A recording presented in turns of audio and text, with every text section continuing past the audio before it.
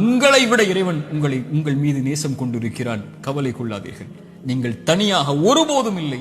உலகமெல்லாம் உங்களுக்கு எதிராக இருந்தாலும் நீங்கள் தனியாக இல்லை. அவன் உங்களோடு இருக்கிறான். அவன் உங்களோடு இருந்தால், இந்த உலகத்தில் யார் உங்களோடு இல்லை என்றாலும், இந்த உலகமே உங்களை வெறுத்திருந்தாலும், உலகமே உங்களை புறக்கணித்தாலும் கவலை கொள்ளாதீர்கள். அது போதும் நமக்கு. இறைவன் உங்களோடு இருந்தால் அது போதும். உலகமெல்லாம் உங்களோடு இருந்து இறைவன் உங்களோடு இல்லை என்றால் அதைவிட நஷ்டம் இல்லை.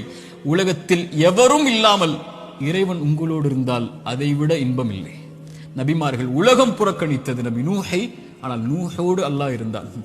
நபி தாவூதை உலகம் புறக்கணித்தது, அல்லாஹ் அவர்களோடு இருந்தான்.